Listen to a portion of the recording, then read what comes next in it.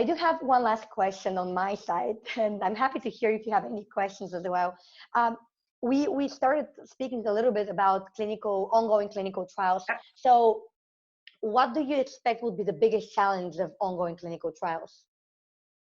There will be. I mean, you were mentioned some of them now, but there will be a lot. I think that it was really great to see that immediately both FDA and the European Medical Agency put some guidelines on, and you can see on those guidelines how they are putting a little bit pressure on accelerating that implementation of remote control of clinical trials, of virtual clinical trials, no? Which I think is great, Maya. You know, I've been like 25 years in this sector. I have seen so much resistance of change. And lately, I mean, I got a little bit even frustrated. That's why I'm advising now companies which are really more on the mood of making things differently, and especially using technology. It was quite a really shame how slow sometimes clinical trials were performed, just to the fact that we were not using, you know, artificial intelligence, technology platforms that was out there. And we have too much resistance, not only from investigators at the hospitals, which is understandable. It's a big change for them on the ways and the procedures, but even also for patients that really want to see their doctors and touch their doctors. The same also for pharma biotech, that because of the guidelines and FDA, it's the Bible, they were like not so much aggressive on the changes. I really see a huge, again, opportunity, a lot of responsibilities, because you are totally right. We are talking about clinical research. We are talking about patients. We need to secure, this is, you know, safety is our main, you know, driver there. But nevertheless, I'm really happy we will accelerate that and implement, maybe not in the best way, not in the best planning way, but this had to happen, and it will happen now. So I think that that's really good, you know. And in fact, if I may, because you said this was going to be a very informal talk, that's how we wanted to run it. I'm really impressed about how we're startups in digital health, and I really want to thank, first of all, on this coronavirus pandemic, of how all you guys have reacted immediately and try to think, how can we help this pandemic and help those patients right now, and help those doctors who are, you know, in the first line of the crisis, no?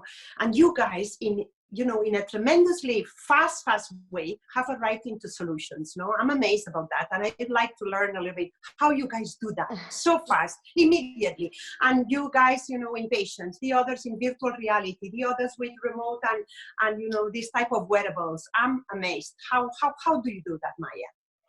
I guess we were kind of foreseeing what will happen, not with the pandemic. No one could expect something like that, but we knew that there should be a change in the industry. And not only this industry, because there is a disruption in all the sectors right now. Like, for example, let's take schools. Like the people that have kids that are at schools, they know that like the entire educational system now shifts into virtual meetings and virtual lessons, and teachers being virtually in front of the kids that are like in a different places. So delivery food, everything basically is now being disrupted because of the whole situation. So it's not just the healthcare sector, but the healthcare sector, I think that for some years now, we knew that this is coming, and we have been preparing for that in one way or another.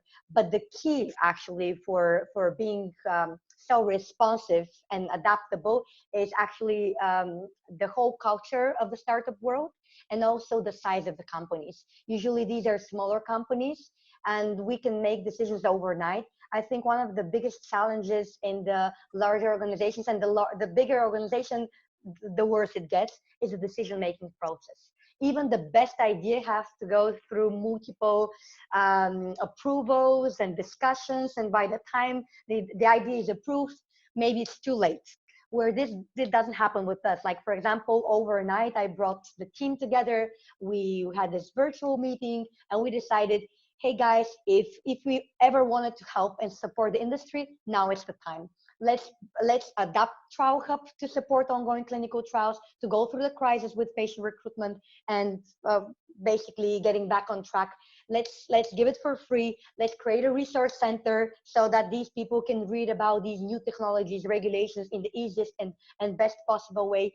And then after this meeting, everyone knew what they're supposed to do, and they were excited about that. So I guess it's mainly the decision-making process and the size of the team.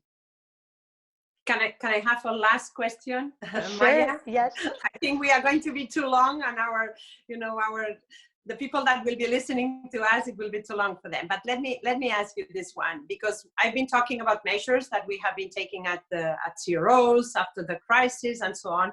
What measures at the startups you are taking? You are going to face right now a moment where healthcare industry will probably slow down decision makers. They will not sign as much contracts as you'd like. You will not be sending out so much bills as you'd like to.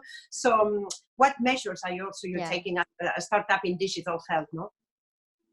So it's obviously like every organization, you need to be really wise on what your next priorities will be. And even if you have to change your priorities and action plans, the good news is that we're more flexible so that we can do it much faster. But then I think that what you said previously about what were the things that helped you throughout the 2008 crisis apply to us as well. Stay really close to our clients. If you do provide value, if you really have a product, services, whatever you're providing to these clients that makes sense for them, that really helps them in something important for them, then you will go through the whole thing.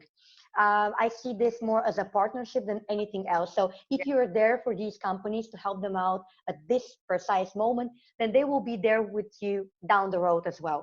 And yes, I also think transparency is key. I'm now repeating what you told me, but I really think that these are the most important measures. To be honest with the team, what you're facing, what are the measures you think should be taken.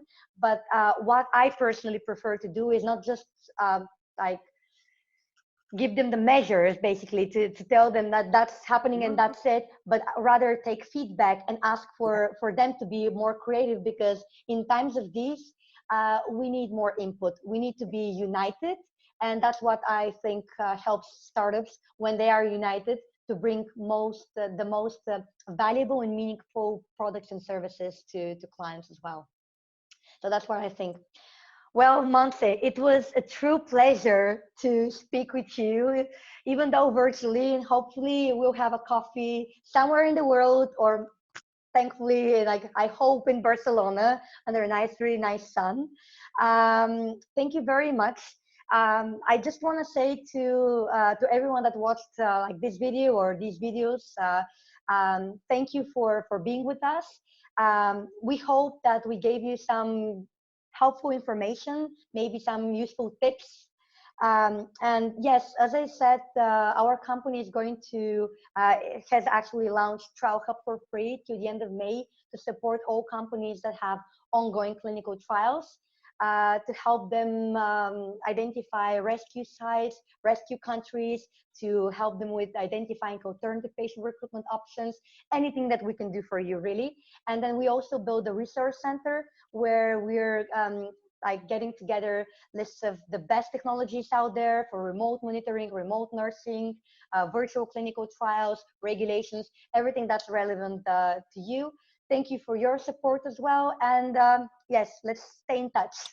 Thank you, Montse. Bye-bye. Thank you, Maya. You have made my day. These days that we got so lonely at home, I think it was really great to be together with you. Thank you so much.